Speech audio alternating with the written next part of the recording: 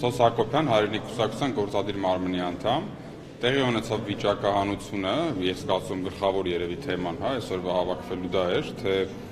որ կուսակցությունը կամ դաշինքը որ համարն է ունենալու, Հայրենիք կուսակցությունը վաղ շաբաթի նոյեմբերի 16-ին սպասվելիք տեղական ինքնակառավարման մարմինների ընտրություններում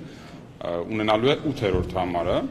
Մենք կարծում ենք, որ դա լավ թիվ է, 8-ը, ինչպես գիտեք, քրիստոնեական խորհրդաբանությամբ նոր կյանքի նաև խորհրդանշում է, քանի որ Աստված 6 օրում ստեղծեց երկիրը, երկինքը եւ այլ մնացած ամենը, 7-րդ օրը հանգստացավ եւ 8-րդ օրը սկսվեց նոր կյանքը։ Հետևաբար նաև խորհրդանշում է, ես կարծում եմ վաղաշաբաթում դրանով իշխանափոխությունը, քաղաքացիական պայմանագրի իշխանազրկումը, Հայրենիք կուսակցությունը հանդես է գալիս հենց հաղթելու օրակարգով, ձևավորվելու նոր իշխանություն վաղարշաբաթում, բնականաբար բացառելով քաղաքացիական պայմանագրի հետ որևէ քաղաքական իմաստով համագործակցությունը, դա երևի ավելորդ է անգամ ասել։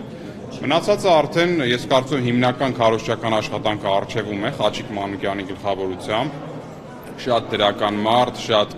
լավ կենսափորձով, բարձր բարոյական արժեքներով, Էջմիածին քաղաքում տարբեր հանրության տարբեր շերտերի կողմից շատ հարգված, որի մասով մենք շատ գոհ ենք, շատ հպարտ ենք, որ հենց այդպես մարդ ունենք մեր առաջի համարում ցուցակի, իր գլխավորությամբ թիմը գնալու է անելու է իրենից կախված ամենը, որպեսզի արժանանա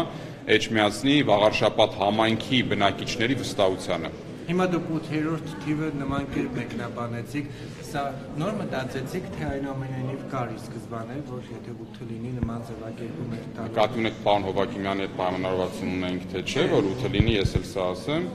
Եթե այդ հարցը չէ, այդպես պայմանավորվածություն չկար, չկարող էր լինել թիվ, որ չլինել որևէ խորհրդանշական հանգամանք, հիմա 8-ի հետ կապված կա, նաև 8-ը գիտեք, որ հավերժության խորհրդանշում է, այսինքն ինքը լավ թիվ է, դրական էներգիայով այս պահին օրինակ մեզ